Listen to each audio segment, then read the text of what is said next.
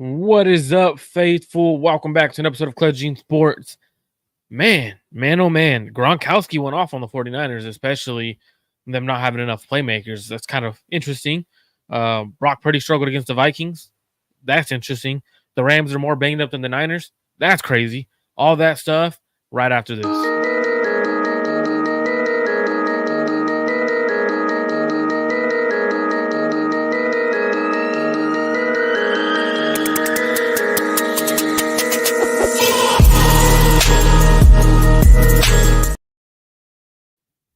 What up, my man? How's it going, Rohan? Doing good.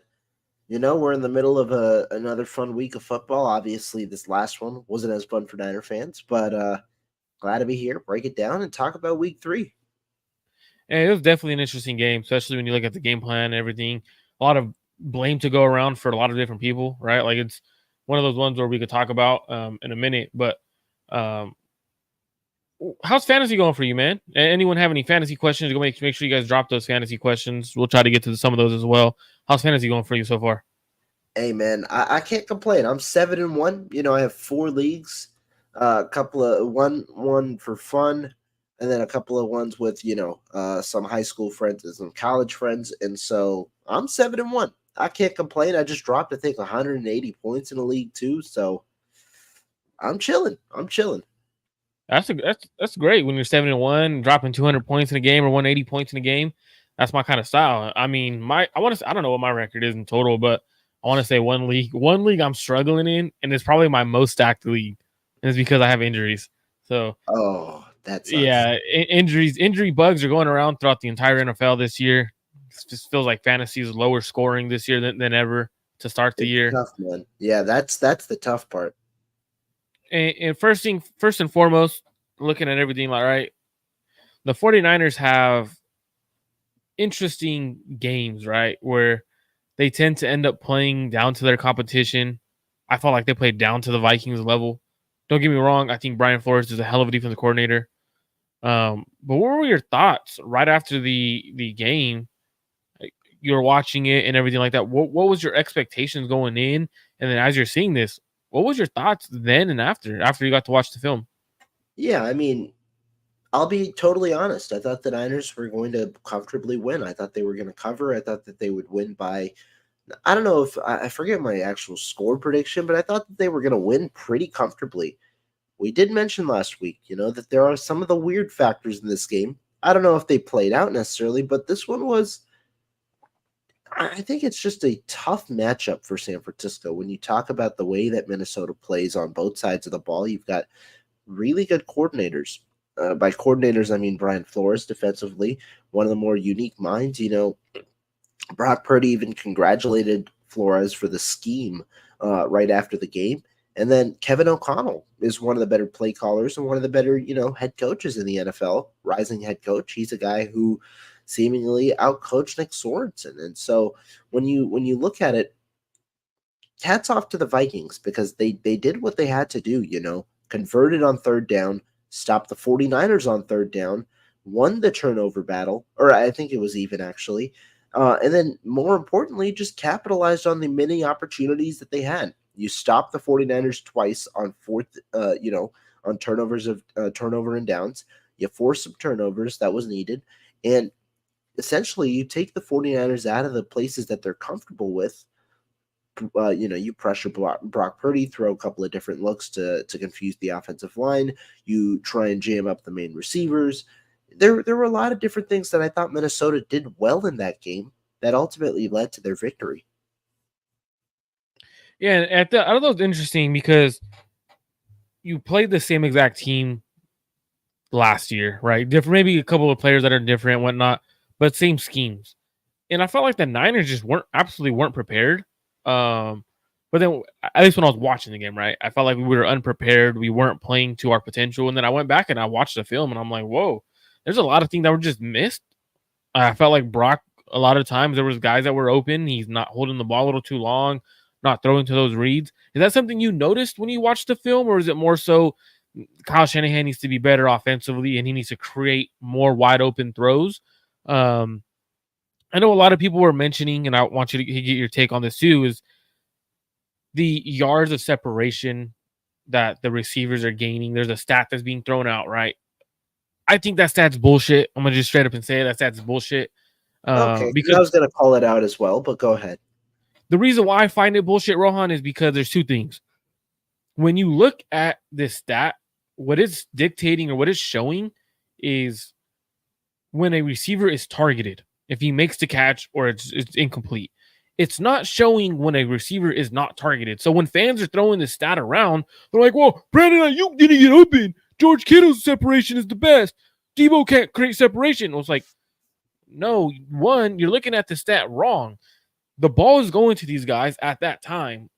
And that's that's what their average yards of separation is. If you look at Brandon Aiyuk across the entire game, he has about 3 to 4 yards of separation on almost every route that's not throwing the ball to him. If you look at George Kittle, he has separation. Deebo Samuel, not so much, but there's times where he had more than that 1 yard of separation. So when I'm looking at this stat, I'm like, dude, fans are throwing this around, and they don't even know what the stat signifies or what the metric is looking at. If you look at what the 49ers film showed, there was dudes that were open, and I'm tired of just seeing the stat be thrown around when people were using it the wrong way, if that makes sense. But I'll let you go on that one. And I'm going to add one more point because there were two things that really come to my mind when you talk about yards of separation. And I think it's fair to analyze in certain situations, but when a lot of people are using it the way they are to try and disprove the 49ers receivers as being able to separate, I think that there are some fallacies there. One, like Marco said, it only counts or charts the yards or the average separation on passes that you're thrown to. And two, it's also about the nearest defender. It's just the average separation between you and the nearest defender there. What happened in week 2? Well, the 49ers didn't face a lot of man coverage. They faced one of the more zone heavy teams in the entire NFL. When you're talking about zones, guess what? When you're talking about zones, they're going to be these different windows that the Niners are going to try and capitalize on. And so, yes, the average amount of separation might not be as high, but the 49ers are putting receivers in a spot still where they can get yards after the catch. You're thinking, oh, average yards of separation, it's a tight window throw, you're not going to get yak. I don't think that that's necessarily the case. I think the 49ers find the best way to exploit windows, and even when the separation may not seem as much as you'd like, I think that that's another thing that you might be able to. I don't know if that's the best argument for this game specifically because, I know a couple of people put out how Brandon Aiyuk ran routes in this game. It was pretty clear that he himself was able to get separation, which is hopefully a good sign that he can get into a groove sooner than later. Do you agree with the statement, Rohan, after watching the film? That dudes were wide open and Brock just didn't take the easy throws, and he was kind of trying to, in my opinion, I'll let you answer this one, then I'll answer this one right after you.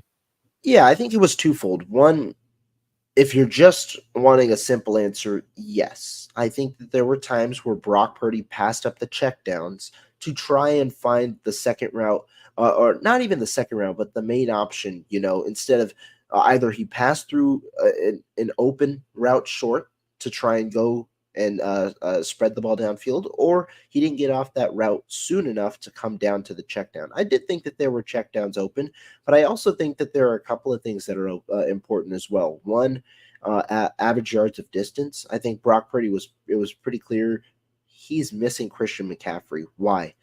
On second and third and longs, you wouldn't see Brock consistently hit the check down last year, knowing that McCaffrey can get yards after the catch and, more importantly, get first downs. This year, I don't know if he trusts for the check down option, even if it is Deebo Samuel, to get that, that yardage. And essentially, I think in Brock's mind, if he's throwing a check down on 3rd and 12, he doesn't think he views it as a wasted throw because you're not able to then, end up going for it on 4th down, or something is going to happen where you end up short of the sticks. I think that that's the main thing. I think that that's what I'm kind of seeing. But also, it's unfortunate because you're right. Brock, right? He is missing some of those throws in terms of he is not getting to those checkdowns soon enough on certain plays. And that's something that you want to see improve because the most cliche thing that everyone's going to say is you got to take what the defense gives you. And we didn't see that enough on Sunday. Looks like the chat's liking your little beard you're growing in there. My winter Looking good. beard, Yeah. guys. When I'm too lazy to shave or when I'm too lazy to get things right, this is how it's gonna be. It'll probably grow in fully within like the next 3 days. Um, there's another comment that I wanted to talk about. Obviously, when I'm looking at the film, right, I felt like Brock is. This is how I left after watching the film, and I'm want you to answer this, Rohan, if I was wrong or if you agree or disagree with this. Yeah, you're When I wrong. watched the automatically wrong because it's me, right? Absolutely. Well, Yeah, when I go was ahead. watching the film, this is how I felt. I felt like the 49ers offense or their quarterback is trying to prove to people or the fans, media, that he's his gunslinger, where he wants to push the ball down the field, and he's holding the ball a little bit longer to see if that deeper route comes open. And I felt like that became an issue throughout this game because when you're going up against cover 2 and cover 4 consistently and is being disguised, sometimes you just got to check it down. And I think once you start checking it down, what happens is those checkdowns were available. The underneaths were available. And when you go to those underneaths, what's going to happen is those linebackers start to creep up, right? Those linebackers, they start seeing, oh, we're getting beat underneath for 6-7 yards every time. Those linebackers, instead of getting depth, they start to creep in. And what happens is it creates a bigger window for you to hit the deeper shot when you want to hit it consistently. And I felt like Brock at times, or even not even the deeper route, the intermediate routes become more open. And I felt like Brock was just trying to hold the ball and push the ball down the field a little too long. And that's what I saw on film. Did you feel that way or kind of felt like Brock wants to be the quarterback that pushes the ball down the field and not labeled as a dink and dunk quarterback or a quarterback that is going to dink it when he has to? Now, I'm not going to say that the reason Brock Purdy isn't doing it is because of labels. I'm not going to say anything like that necessarily. But what I am going to say is it was unorthodox of him, right? Because, like I said before, you do see him hit the check down. So maybe he is feeling a little more pressure that he needs to make a bigger play because McCaffrey is not there, right? McCaffrey obviously being the top playmaker the Niners have offensively. If he's not there, Brock probably feels I've got to make a bigger play, understanding that we've got to keep moving the chains, we've got to move the ball. And also, there were some issues, right? He's working through some of the turnover concerns that he had, the interception, the fumble interception, whatever you want to call the second one, and so I think he was trying to account for that as well. But overall, I don't know if I'm going to tag it to he's feeling pressure that from the fans or something like that. But I'm more so going to say maybe he did want to make a bigger play, understanding that the check down that he normally resorts to maybe wouldn't have gotten the yardage that he would like. I wouldn't say, and I might have worded that the wrong way, right? Not necessarily saying like he's Yeah, doing it because of the fans, but like the media talks about him, and they don't talk about him as in that category with the Mahomeses, the Josh Allen, and those top quarterbacks. It kind of felt like on Sunday he was trying to prove I'm a top quarterback. I don't need Christian McCaffrey. I don't need to have the offensive line be perfect. Now we're talking about the offensive line right now. But I think this is a good comment. Everyone keeps saying Aiyuk needs to step up. Aiyuk needs a QB to throw him the ball. Do you agree with this? Do you think Aiyuk needs to be force-fed over the next couple of weeks or throughout the season? Because, man, he's open. He's open. He's open. I think that this, though, is a little bit of a remnant of him not being there in the offseason. I'm not going to blame Aiyuk. I'm not going to ever blame a guy for not wanting his money. But I don't think they're on the same page right now. And I didn't there were some really good throws in week 1. You talk about the one specifically in the end zone. I think they're still working back that confidence together or that timing together because Kyle's offense is huge on timing. And I don't know if Brock himself is at the current pace that he wants to be when it comes to working in timing with BA. And I know that they've been together for quite some time now. I'm not saying that as an excuse necessarily. I just don't know if the comfortability is there right now. But I expect it because the urgency is there without Deebo, without McCaffrey. I expect because the urgency is there for these two to start connecting a lot more come week 3. There was a lot of people, Rohan, on Twitter, social media. I go on Facebook every once in a while just to see what 49er fans. I'm in a lot of 49er groups, right? Just to see what they're talking about. Talk to my family, stuff like that regarding the 49ers. And a lot of people were blaming the offensive line. A lot of people are like, oh, the offensive line sucks. They're below average. I disagree. This is one of the first times I've disagreed with or actually have said the offensive line looks really good outside of, we'll get to a certain player, but I thought the offensive line and pass pro looked really good. I thought they were a little bit above average. I would put them in that top, if I had to give them a ranking, a top 13 range of offensive lines across the NFL from what I've saw watching other games on Sunday and other games on other days. I felt like our offensive line really held up against a lot of blitzes and stunts and different things. Do you see the 6 sacks that everyone keeps mentioning? Oh, well, Brock Purdy got sacked 6 times. Do you see those sacks being on the offensive line, or were they more on Purdy? I know 2 of them were on Purdy. I'm going to give those exact 2. There was one where he goes to scramble. It was earlier in the game. Instead of throwing away, I believe it was like a 2nd and 10, maybe a 1st and 10. He just dives at the defensive lineman's ankles, minus like 3 yards, 4 yards. Right, that's considered a sack. And then another one, he's scrambling and he tries to dive back to the line of scrimmage. That's considered another sack. So those 2 automatically are on the offensive line. So like when people are throwing out the 6 number of sacks, that's already not a correct stat. But do you think those other 4 are on Brock, or do you think they're on the offensive line? And do we have offensive line issues, whether it's in the run game or pass game? Yeah, like you pointed out, that 2 of the sacks were not really sacks. The one he dives back to the line of scrimmage, he's just short, ends up being called a sack, even though it's kind of more of a rush, I would say. Second one, his fumble for some reason was called a sack. I don't know why. But regardless, you look at the other 4, there were a couple that you could put on Brock, and there were a couple I think you could put on the O-line. There was, if I'm remembering the plays properly, and first actually, just talking about the overarching topic, right? Because a lot of, you pointed out the offensive line play. I think the offensive line play, has been pretty solid. The offensive line play, they gave Brock 3.02 seconds for time to throw this past week. Brock's time to throw has been a lot higher than you'd expect, and that's why a lot of people are pointing out, the state of Brock Purdy maybe not taking the checkdowns as much, because that usually where he goes progression to progression to progression. That's usually where he's able to kind of, simulate through and get the ball out quickly. But I don't know necessarily that all 6 of the sacks were on Brock. Oh, sorry, on the offensive line. I don't think so. The first one, I believe, was one where you have Brandon Aiyuk coming, like they're playing zone coverage. Brandon Aiyuk has a short route right in front of Brock. For some reason, Brock doesn't fire that immediately. He looks to the second read, which I believe on that play was George Kittle. If he fires that to Aiyuk, it's probably 6 yards. You move on. You got to just take what the defense gives you there instead of trying to focus in on taking more of an explosive play to Kittle. I think the first one was on Brock. Then you talk about the, what do you call it? I think there was one other one, which is the one that I was alluding to earlier, 3rd and 12. 3rd and 12, you've got the check down open. And this is one where Brock is, again, looking downfield, not taking the check down. And this might be, a big issue of why, since CMC's not there, Brock's not maybe comfortable taking the check down necessarily, just knowing that you might not be able to get it. But you got to throw the check down. You can't take a sack on 3rd and 12. So that one I would consider on Brock.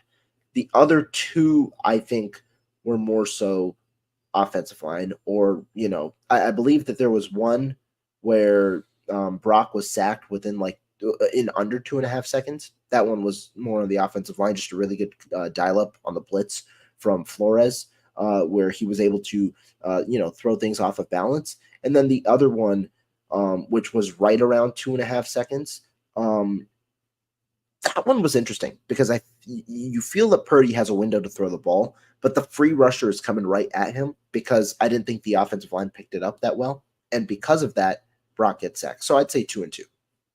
Corey Soto says, Rohan, get out of here. You need CMC to throw a check down. I'm not saying you need CMC to throw a check down. I'm not crediting Brock for not throwing the check down. I'm trying to explain the reasoning as to why he might not be willing to throw the check down as often as he did last year, when the check down was such a viable option in the 49ers offense. There's a clear difference right now between last year and this year. The biggest question right now is he's taking longer to throw the football, and he's taking more sacks, right? There's not, you usually don't take 4 sacks, Brock Purdy specifically, and he usually gets the ball out much quicker than 3.02 seconds per throw. And so the when you look at the film, he isn't taking some of those checkdowns. And so to me, yeah, I do agree. You do Oh my want bad. to. Corey isn't directing it at you. He My said my fault. comment where he My at. fault. But And you are right in the sense you do have to find a way to throw the checkdowns, and I think it's more so comfortability. Brock has to trust those receivers, those running backs, those tight ends, whoever it might be, to be able to make the play once he completes the pass. but I do want to talk a little bit about Corey's comment about CMC a little bit. Like, CMC not being there, people don't realize. I know a lot of people are like, oh, we don't need CMC. We have Jordan Mason. Yeah, Jordan Mason can run the ball. He's running the ball probably out of the best running backs in the league by far. Like, he's up there as a running back. Like, he is showing it. But as a receiver, CMC is such a threat as a receiver out of the backfield that he's like a gravity pull. You have linebackers wanting to go after him, even though he's not their guy, because he's such a gravity. And it pulls things, it opens things over the middle, it opens things other ways. So even though necessarily CMC isn't the go-to guy on that check down, you might have someone in the flat, right, opposite of CMC, but a linebacker goes the wrong way, and now you have a guy open. That's what CMC brings, and I think that's something that the 49ers are missing right now. They're missing the gravitational pull from Christian McCaffrey, and no one's really talking about it. Christian McCaffrey is very impactful even without the ball. And the fact that he's not there and things aren't wide-ass open, this is where you're seeing those linebackers are staying there because you're not taking the check down. They're not going to creep up. If CMC is normally there, even if you're not checking it down, they're kind of giving CMC the respect, because if they don't take away those yards, right? CMC gets the ball and you're 6 yards away, you're not tackling him one-on-one. So what they like to do, they like to make it 3 to 2 yards where they're on him as fast as they can.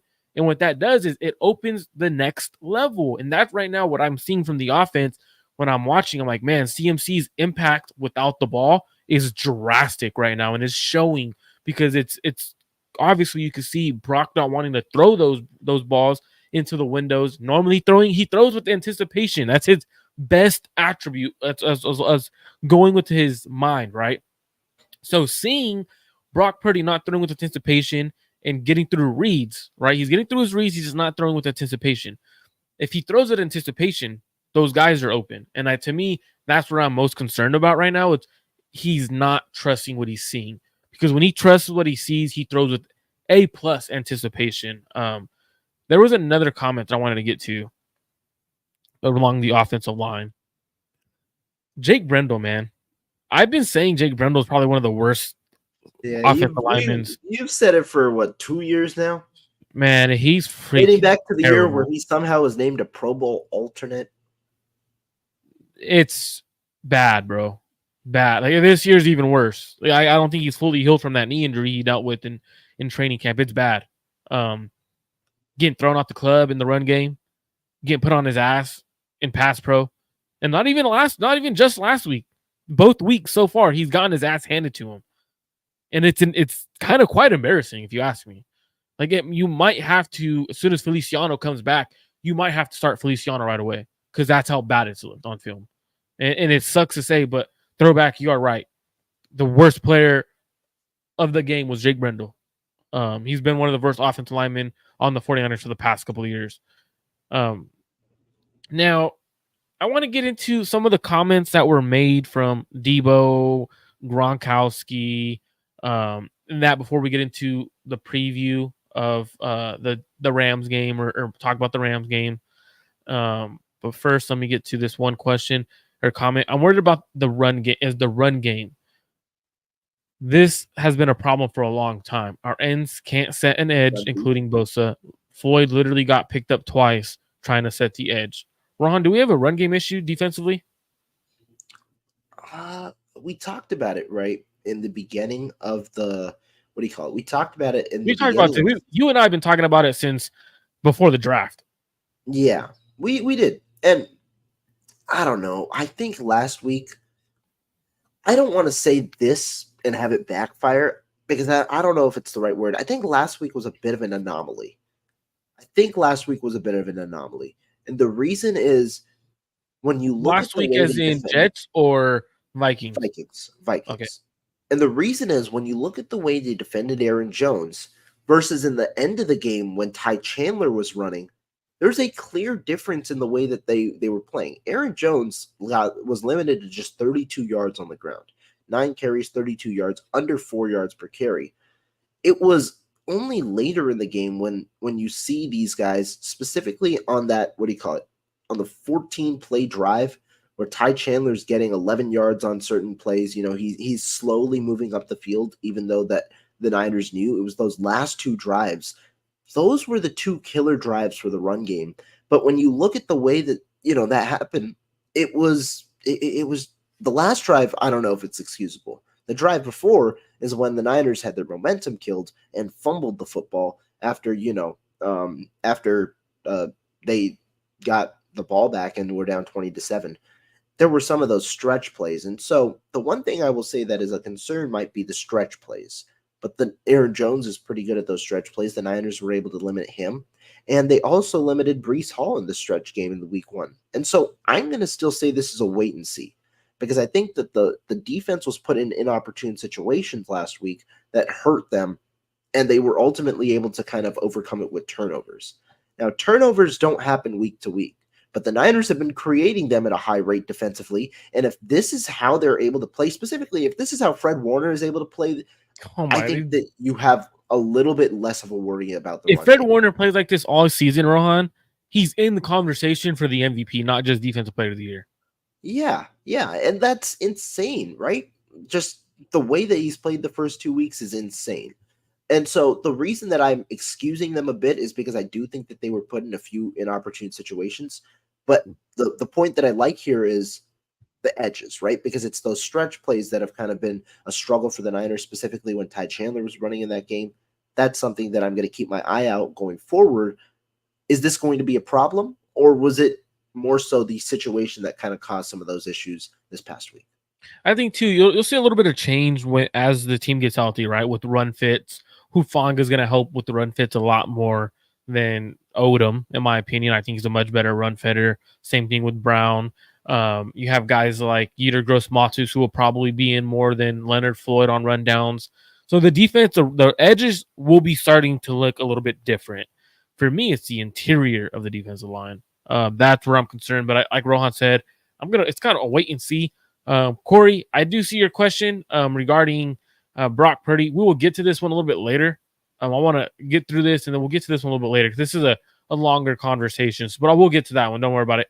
We'll get to that one. Radar says, what do you guys think of Purdy so far? Pass pro, he looks phenomenal. Run game, I thought the last 2 weeks he struggled. Even though the Niners average, what was it, like 8 yards a carry running to the right side last week 1. I actually think he's struggling in the run game. He's getting blown off the ball a little bit. He's not taking the right steps. His left step when they're going right is more horizontal than downhill. So it's a lot of little different things, but I think Purdy has been good. He's what you expect from a rookie. In terms of those struggles, you're expecting for a rookie to have struggles. You're not expecting a rookie drafted in the 3rd round to come in and be an all-pro right away, right? Like that's never gonna happen. It's rare that it happens, and you gotta hold him to what he is. He's a rookie at the end of the day, and he's playing at a very high level. So I think right now what the Niners have with Dominic Purdy is a hell of a guard because he's an upgrade from what they had last year in pass pro. In the run game, it's about a wash, maybe a little bit worse in the run game, but hey, he's a rookie and he's going to continue getting better week in, week out. That's what I think on him. Rohan, should we go ahead and go to the Gronk stuff first, or should we talk about Deebo segment where he talked about the best team in the NFL? Let's go Gronk and then we'll go Deebo. All right, cool. Let me pull that up. Have you watched it? I know I sent it to you because I was like, "Hey, we're gonna talk about it." I saw the quote, but I have not watched it. All right, cool. Since you didn't watch it, even better because I sent this to you so we could watch it. Let me go ahead and pull it up. So you see how that works, guys? I send Rohan something like, "Hey, we're gonna talk about this on the show today," and he's like, "All right, yeah, I won't watch it." Like, bro, come on. Yeah, he sent it at 4:14. I'm in Central Time. I'm not gonna lie, I went to sleep, so I did not see it after the video. He said I was like, I took a nap. yeah. definitely sounds like a college student to me. Shout out to Ashley Ariana tuning in. Like, make sure you guys hit that like and subscribe button on both channels. Rohan Chakravarthi's personal as well as Clutch Gene Sports. So, can you see it? If I make it big screen, can you see it? Yeah, we got it. All right, cool. Deebo Samuel, he'll miss a couple of weeks. Can you guys hear it? Did you hear her? We're good. All right, cool. Deebo Samuel, he'll miss a couple of weeks with a calf injury. Some people, critics, if you will, they're saying that Purdy's only successful because of the guys that are around him and the system. How will he do without his stars, do you think? I mean, that will definitely give us a test to see where Purdy is. I mean, you got Samuel going to be out. Christian McCaffrey's going to be out. Who do they have this week? But Let me look. they got so many weapons. I don't know why they're not producing. Why are they not putting up points like the New Orleans Saints every single week, week in and week out? That's the problem with the 49ers last year as well, is that they dominated some games, and then some games they just didn't show up and they couldn't produce. They should be producing week in and week out, especially with offensive-minded coach Kyle Shanahan, and then with all the weapons that they have. They need that it guy. I feel like they got a lot of weapons, but they just don't have like an it guy to turn it up. Yeah, Aiyuk, I mean, he's a great guy, but look, he was holding out George the whole Kittle? time. George Kittle, they're Four-time great players. All-Pro? But I'm talking, What do you need mean? an it guy, like an it guy. Who's like Adelman was an it guy. Are you telling like the me guy that was Kittle's not an it guy? He's an it guy, but like I'm talking like when it comes to crunch time, it's hey, feed me that ball. I feel like, you know, they're great playmakers and they all rely on the other one to make the play because there's so many great weapons. You know what I mean? When you have so many great players around you, you rely, oh, he's going to make the play. That guy's going to make the play. But when you don't have so many, like when it's just when Edelman was out there first. Yeah, but Brady made it myself out there. It's give me that ball, feed me the ball. Edelman missed a lot of time, and you missed a lot of time. Yes. And Brady made it guys out of Chris Hogan. Brady was the it guy. No disrespect to Hogan, and but Hogan was kind of an it guy too. He had that mentality of feed me the ball, I want it, I'm going to do whatever. It's mentality. It's mentality, and I feel like Trent Williams has that mentality. Yeah. He will go out there and he tosses people around. That's what you want. And he's doing it 24/7. Are you calling out the grittiness of this team? What are you doing, just Rob? that mentality. I mean, they should be dominating. Yeah. They should be. No matter who's on the field or whoever's down. They have so many replacement players as well. Their roster's stacked. Wow. Rohan. He went in on the Niners a little bit.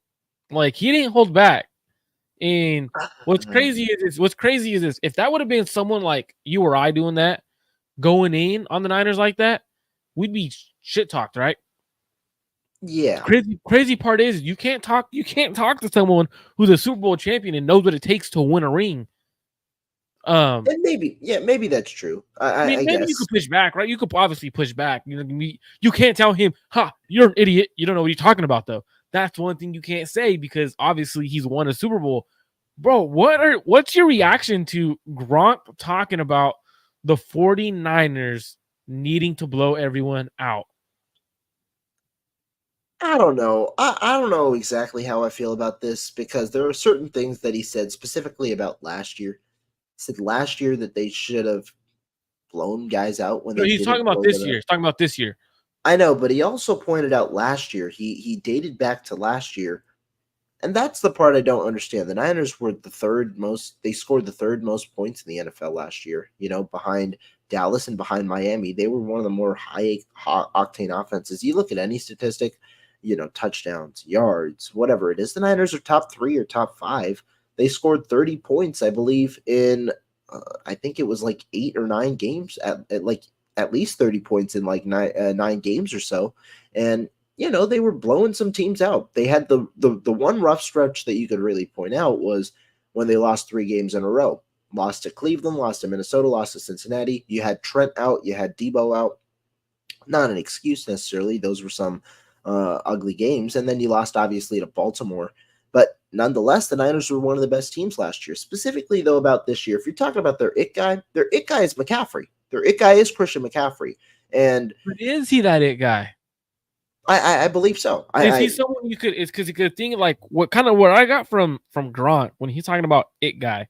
It's someone you throw the ball to or you give the ball to in any situation, right? With CMC, you can't really give him the ball in any situation. You can't just throw it up to him and he go get it, or you throw it to him and he's gonna for sure come down with it, right? And if he does, like, he has to make like a play. Now he can, but in the Super Bowl, he didn't show to be the it guy. Fumbled in the Super Bowl, right? Like, that's something I think that he's also referencing is, do the Niners have the mentality? Because I think too, with this also goes to too, and I felt like I would love to have. I wish Kay would have followed up with, well, then what's your take on Deebo saying that they're the best team in the league? Yeah, he could have. She could have. Excuse me. To me, McCaffrey is the it guy, and I understand your point, and your point is also, can it guys truly be running backs given the way that the NFL has changed, given the way that the passing game is dominant, and that when you need a play, you're going to have to go to the passing game, which more likely means you have to go to the receivers. And it's tough, though, to be the it guy in San Francisco when you have so many weapons. I think that that's also true, because when you look at a lot of other teams where there's a true alpha dog, the reason that they're the alpha dog is, one, not only because they have the pedigree, but two, because they get the requisite volume to be the alpha dog. That's why I point to McCaffrey. He's the one guy that I know will get a significant load of volume in every situation. Between the numbers, or between the 20s in the red zone, he had the most touches in the red zone last year of any player in the NFL. That's why I go to him, because when you look at the rest of the guys, I don't think they get ample enough volume for you to maybe consider them as it guys, or for them to even be characterized or qualified to even be in that category. And I don't think that that's on them. I do think that some of the things that Gronk says are, the reason that I push back is because when you look at the early portion of the season, the Niners aren't the only team that has struggled at some point. You look at the NFL, right? And the 2-0 teams right now, the 2-0 teams are not who you expect to be 2-0.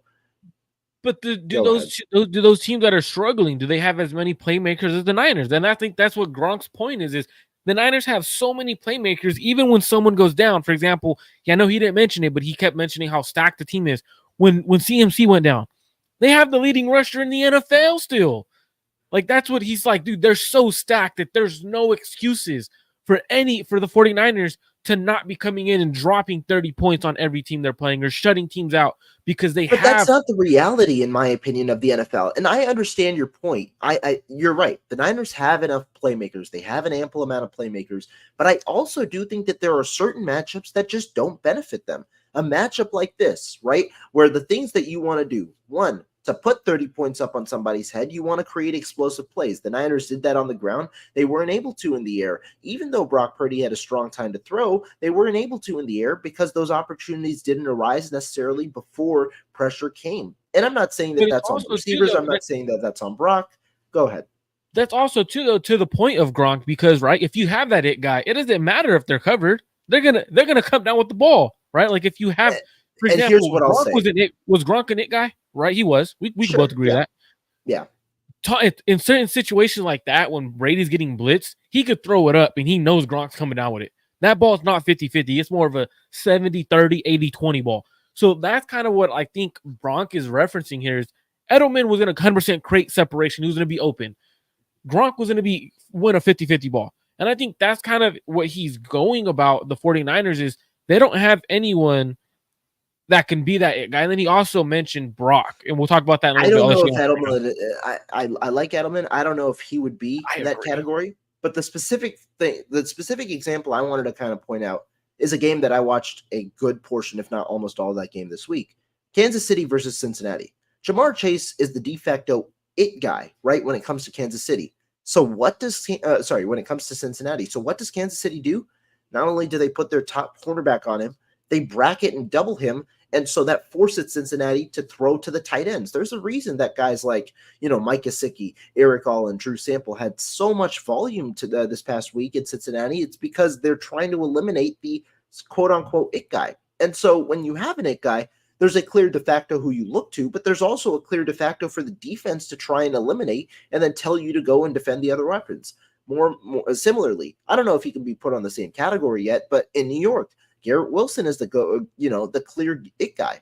Do you expect the it guy to only have 59 yards, of which 26 came on one play on the final play of the drive? No, but that's the reason other teams expect him to go get the ball because there aren't other weapons there. And so you're kind of, as a defense, you expect that, you prepare for that, and you either bracket, you double, you find a different way for that guy to end up not getting the ball and the other guys to beat you. And so to me, that's why I think the it guy thing is not as important to me, just because there are certain situations where the defense is able to take them away because you're able to double them. But are we giving the it guy label to the wrong players? Right? Like Garrett Wilson, is he really an it guy? Because no, that's a I good question. I think there's very limited it guys in the NFL, right? I think it's very limited. CeeDee Lamb, he's one of them. Justin Jefferson, he's one of them. Like there's very limited on guys. Is Brandon Aiyuk one of those? I don't know, because they don't feed him like if he's an it guy, right? But when you look at Justin Jefferson, the Niners should hit no other. There's no other threat in that receiving game that should be a threat to the 49ers defensively, right? And he beats them over the top for a 99-yard, 98-yard touchdown, whatever it was. That's an it guy. Like, you can throw me the ball, I'm going to be open. Don't worry about me. I'm going to do me, right? No, you're right. I totally actually agree with that point. The sense that there really aren't that many it guys in the NFL. My point is, I don't think it matters when it comes to winning football games as much. I think that maybe back in the past, it might have mattered a little more. Currently, though, when you look at the teams that are winning Super Bowls, I don't think it matters as much for you to have a de facto it guy. Hell, Patrick Mahomes was relying on guys like Kadarius Toney and Mecole Hardman to go win, to go win the Super Bowl and get touchdowns. He's an it guy. But Mahomes is an it guy. Yeah, Mahomes is. I'm saying the receiver himself. I'm saying the receiver themselves. But like Gronk said, though, right? Because we're also talking about the Gronk thing. Gronk also mentioned, because Kay was like, "Well, you miss a lot of time, and so did Julian Edelman. Who was the it guy for you guys?" And he said, and he laughed. Tom Brady. Like, Tom Brady's gonna if we're involving quarterback in that discussion, then it's a completely different discussion. And and this is where I think it's interesting, because he also mentions Brock Purdy needing to step up with a lot of these guys, all right, with Christian McCaffrey and Deebo out. These next couple of weeks are very crucial for a Brock Purdy, right? He struggled against teams when he's had a player down or two. Now, he struggled against blitzes, against cover 2, cover 4, because they're making windows tighter. What do you need to see? Because Gronk kind of what I took from, I'll be honest, what I took from Gronk was the Niners are too stacked of a roster with playmakers around them, and I felt like Gronk was doing everything he could to not talk about Brock Purdy in that situation. He didn't want to have to be put and be that first person in the media to say Brock Purdy was an issue. I felt like during that time, because he mentioned, when she was like, "Well, you guys were out. So what are you trying to say?" And then he was like, "Well, Tom Brady." And I felt like that was because he didn't want to say Brock needs to be the it guy. He needs to show he's an it guy, because right now he's not.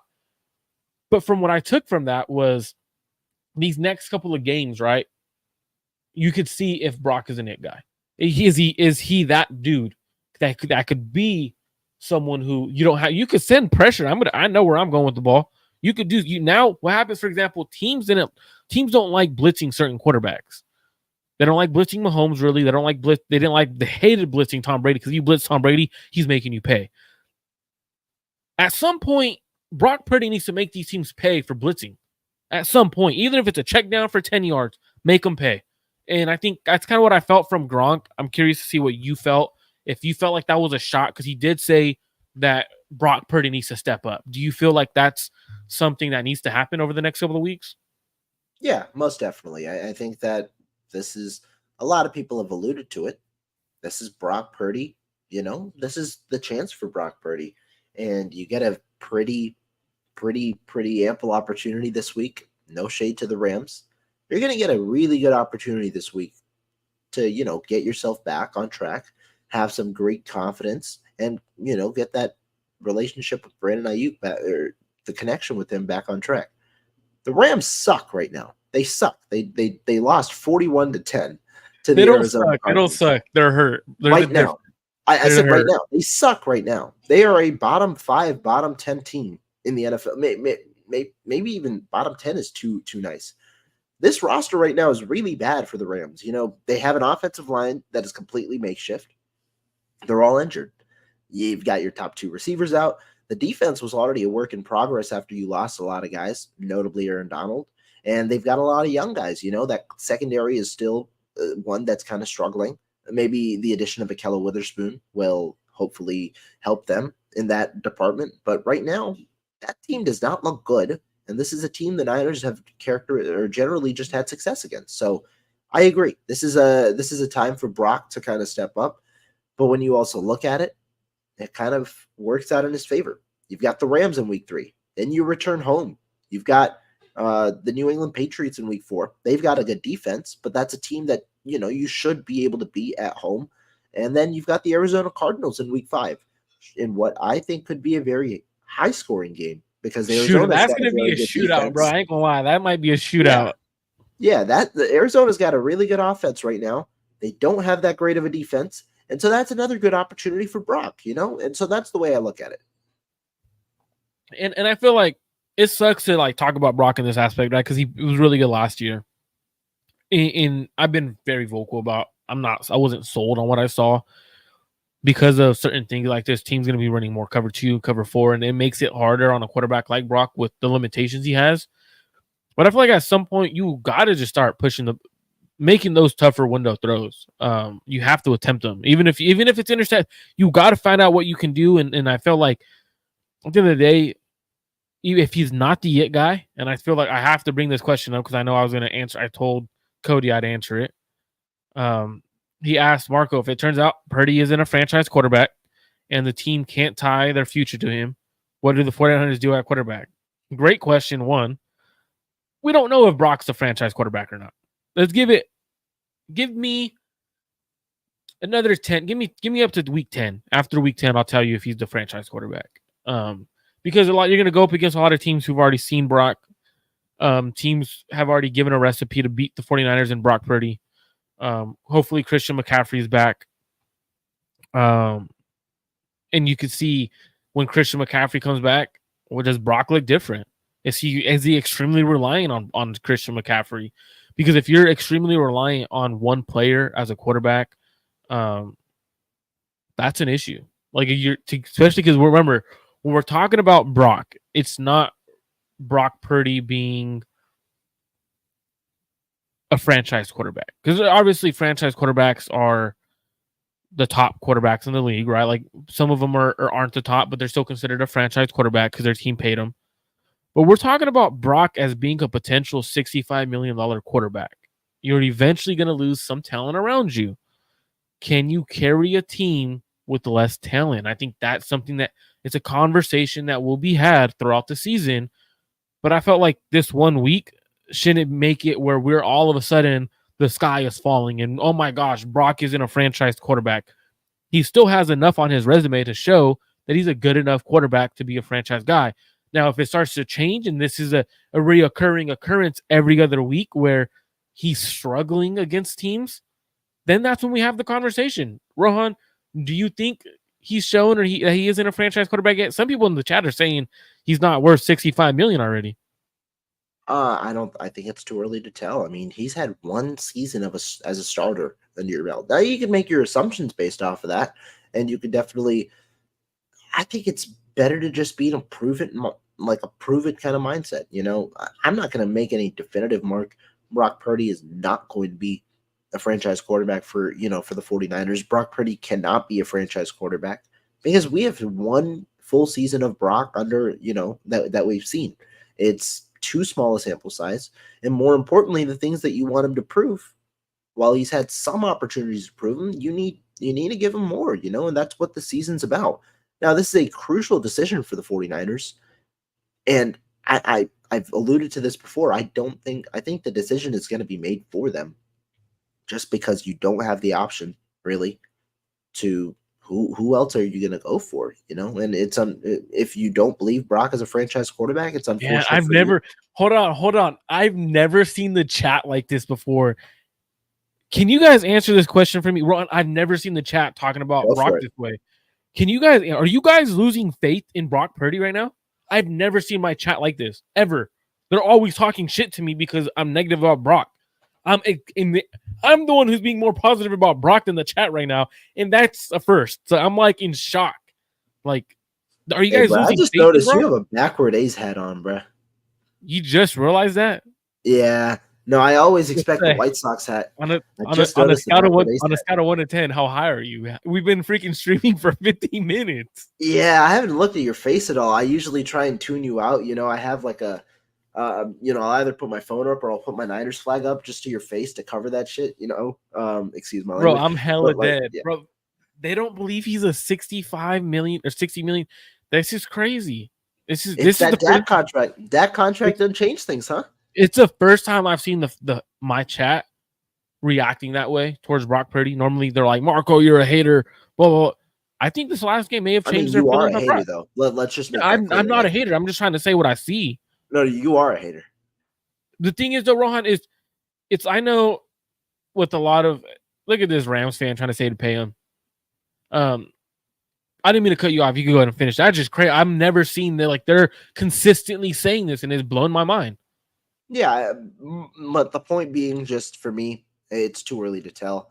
But my point is, the Niners, I don't think they're going to be really given a choice. I don't think that they're going to be given a choice. I think that when you look at the Niners and the way that things, are going to go for them, they're not going to be in a position to get an upgrade anytime soon. At I least in the disagree draft. there. There's At a least in second the part to the draft, I don't question. know. And so, yeah. If he's an not the option. franchise quarterback, right? So this is the You- second part to the question. What do the you're 49ers do saying, at quarterback? yeah, they would franchise him or they trade him. You think so? Yeah. If goes good now let's answer the second part of the question, right? Because it was a two-parter. One kind of is he a franchise quarterback? Is yes or no? What would you do if you're the Niners and you don't think he's a franchise quarterback? Franchise and trade him. Do you let him play next year on that fourth year? Oh no. I mean, oh wait. Remember, he's in his third year. Yeah. So he may sit out. He may sit out, and the Niners could play hardball, and they could say, "Well, shoot, no. My fault. Let me regather my thoughts. He's in a fourth year, not franchise. Just trade him before the fourth year. That's what you'd have to do. This was my conversation because someone called me last night. They're asking me this. They're obviously a friend of the show, and they were asking, and the question was they had asked kind of pretty much the same question, and I told them what I would do personally. Sorry, Brock, I'm not trading you this year. Next offseason, you're going to play out your fourth year of your contract. I'll give you a little bonus, a little pay raise for that 1 year, which the Niners could do because it'd be a 1 year extension, right? And then I would tell all my scouts, which quarterback are we taking in that first round? Cam Ward, come on down. If you probably will be there in that range, let him sit for 1 year. But you let Brock be that quarterback that you select. I'm telling you, has got to be as good as Brock Purdy. Otherwise, it's a miss. It's just how it is. Is it a miss though? Because you're playing money, but it's an indictment on the.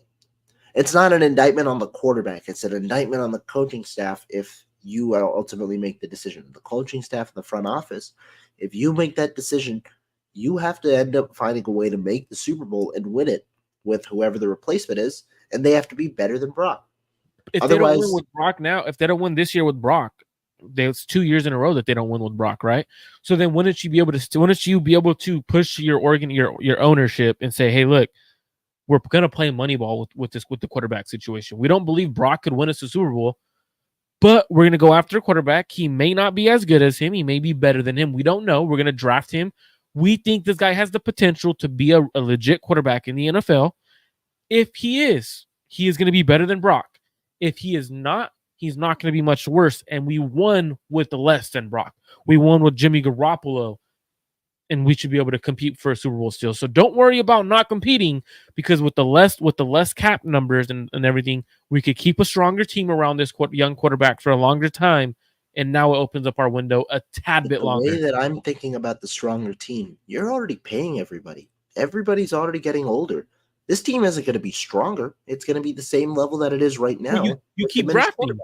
You keep drafting. Oh, yeah, you keep drafting. No, that's for sure.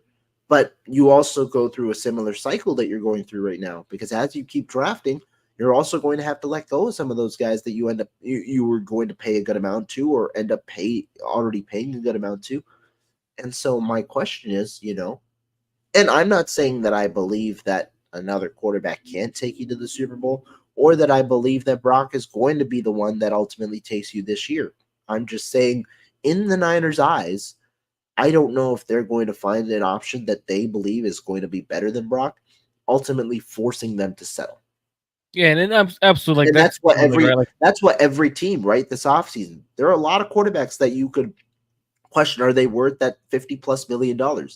Jared Goff, Tua Tagovailoa, Dak Prescott just got $60 million those because of all the quarterbacks weapons aren't that he got. deserving of it. The first two aren't deserving of it. Dak is Exactly. questionable. I mean, but And exactly. But the thing is, those teams, what they felt, they don't have any other option, and so you're going to have to pay the quarterback. I think they do have an option, Rohan. They do have the option. What you know what it is? It's coaches and general managers are scared because their jobs are always on the line, right? And this is what it is. It's the moment you are fearful for your job is you're going to get complacent with the quarterback that you're fine with winning with this guy, right?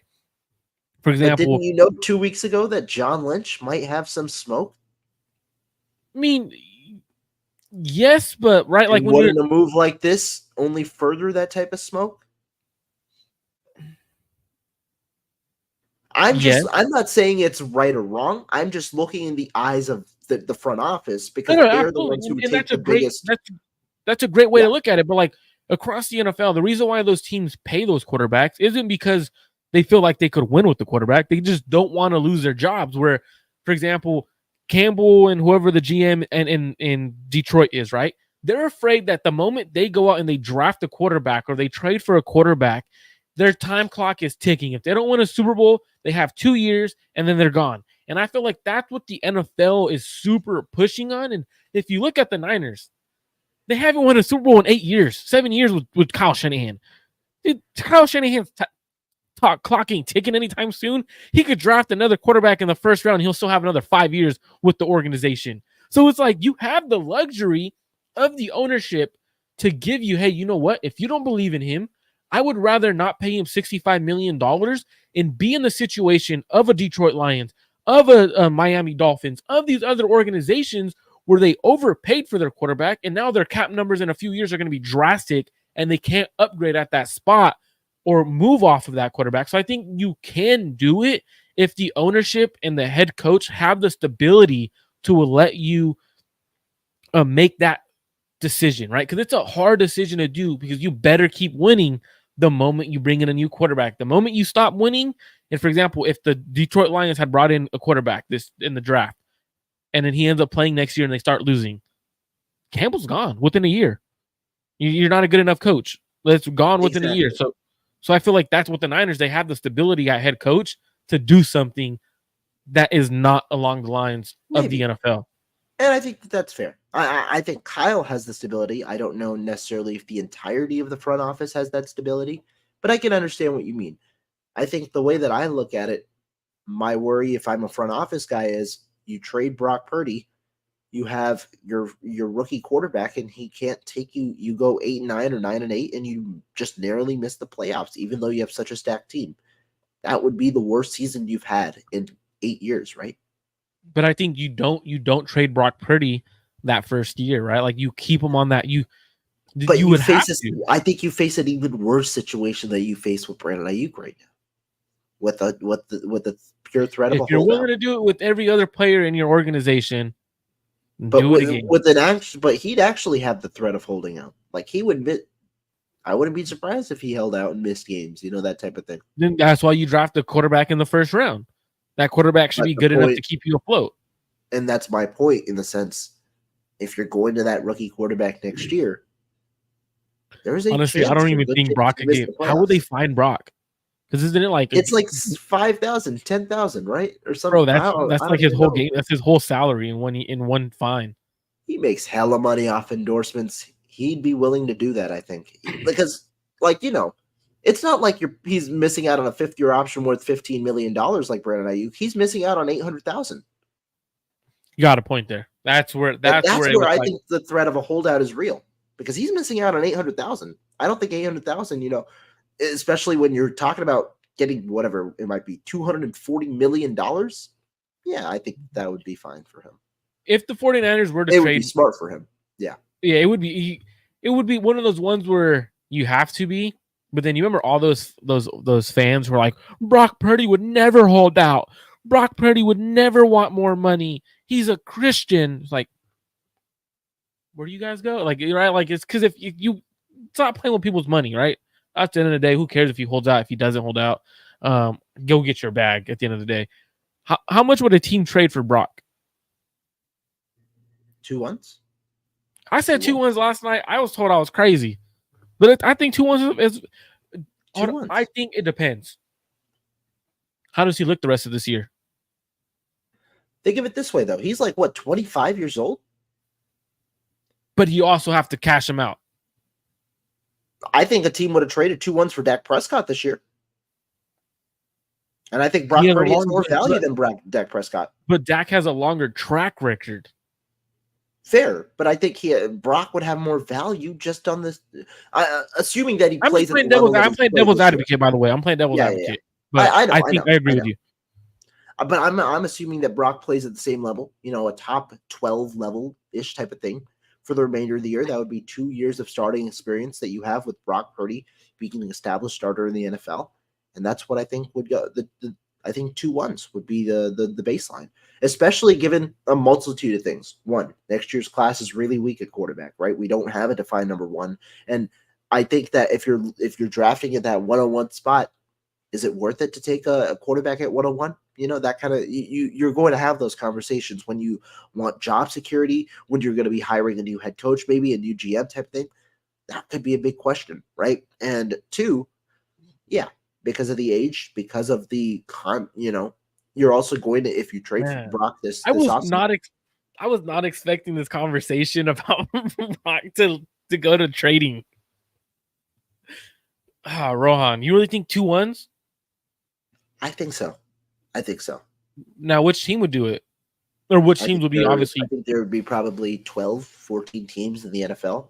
Whoa, 12 to 14? Maybe a few. Maybe not. I think Las Vegas. Las Vegas would be interested. You're talking about other teams. I think the New York Jets would be a sneaky team, especially given the connection that they have. Aaron Rodgers now going to be gone, very, very soon. I think that the Raiders.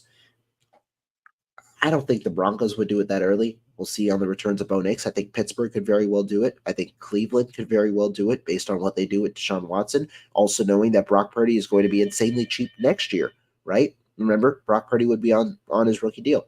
I think that in the AFC, I think the Titans would do it.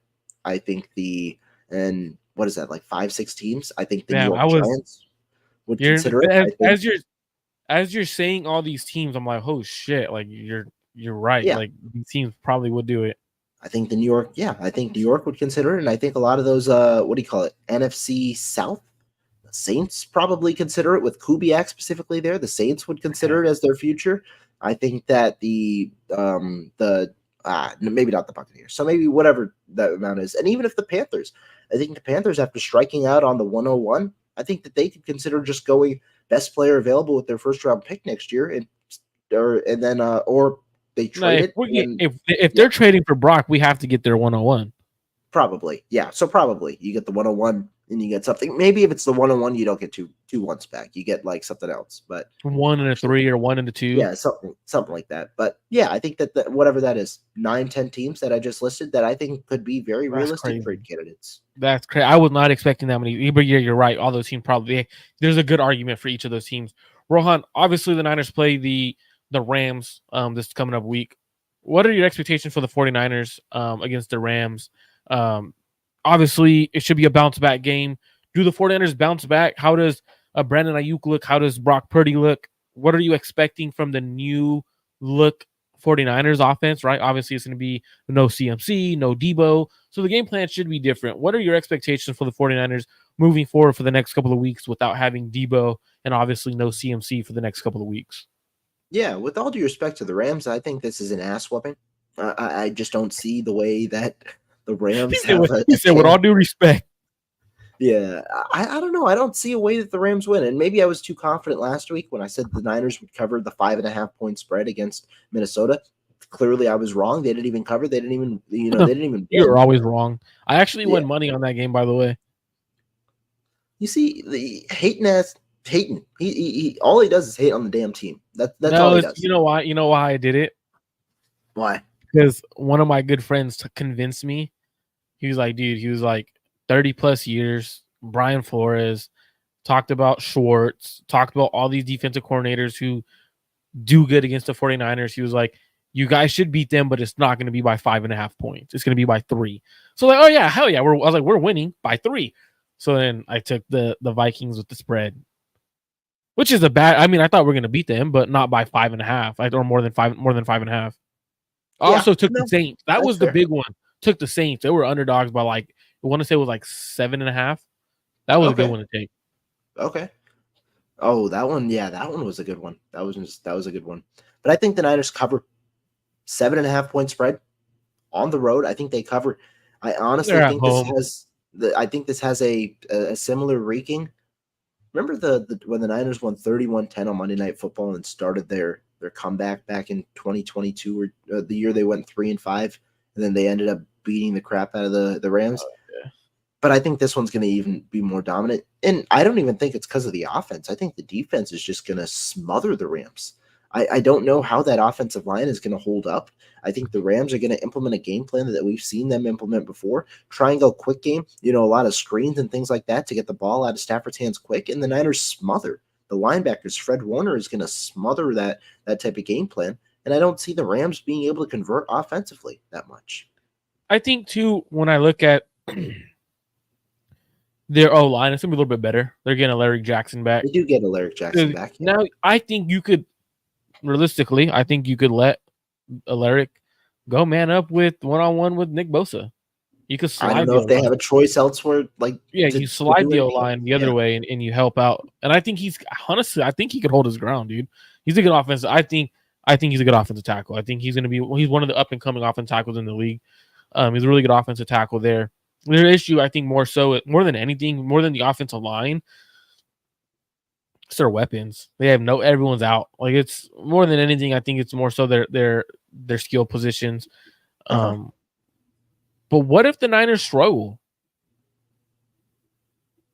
What if we struggle? What if we do? A lot of people thought we were gonna blow out the Vikings. They're like, oh, it's Sam Darnold. They're not that good. Everyone thought they were gonna blow them out. If the Niners come in and struggle, does that change your perception of how the 49ers season is gonna go? Or is it more so a divisional rival that knows how to play you? No, I this one is one that I think that this is a true serious issue if the Niners struggle in this one. You just saw what the Arizona Cardinals did to the Rams, and I know that this is going to be a bit of a different team. You bring back Alaric Jackson, this week. I forget there's one other contributor that should be back this week. Regardless, the Niners overpower the Rams when it comes to talent. And so if your talent is struggling, I don't care how many guys you're missing. Talanoa Hufanga is going to be back. That's another thing that it seems like is going to trend likelier to happen than not. Niners, if they struggle in this game, that is a significant issue. I genuinely think that's an issue. And I know this is a division rival team that has played the Niners a ton before. But there's a reason that the Niners have had as much success as they do against the Rams. This is a good matchup for them. They've won, I believe, 9 of the last 11 matchups, with one of those losses just being the Week 18 meaningless game last year, the other one being the playoff game. This is one the Niners should win, and I think that it would be an issue, truly, if they end up struggling.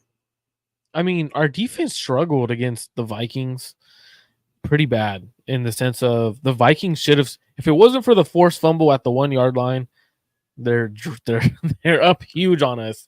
And it's a little bit of a different conversation. Luckily, we're able to fight back a little bit to make it a closer game. But I think that's a concern. They were able to move the ball on us at will. I think they have a better run game. I think we'll probably see a little more Blake Corum use him in the pass game, or Kyron Williams in the slot as a receiver. Now, I'm not saying they're going to be like, oh, they're going to eat us alive as receivers, but you probably see stuff like that. I agree with you. I think it should be an absolute blowout. I think it should be 30 to 10. At most 10. If they score more than 10, I'm concerned for the defense, because truthfully, that offensive line is terrible. But again, Sean McVay knows how to coach, man. He knows how to get the best out of his team, even when they're outmatched. And last week, it was interesting because they got out to a bad start right away. And there was no way for them to come back. But looking at everything, do you agree Rams get blown out? I think so. I think it's good. Like I said, I think the Niners cover. I think this one should be a pretty good win for them. Absolutely. I agree with Rohan there. Well, that's it for today's episode. I hope everyone enjoyed it. Make sure you guys hit that like and subscribe button on Rohan Chakravarthi's personal channel. Make sure you hit that subscribe button on Clutch Genius Sports. Make sure you share it with your family and friends. Do me a favor. Hit that like button. Hit that notification button so you know when I'm going live. Thank you and have a great rest of your day.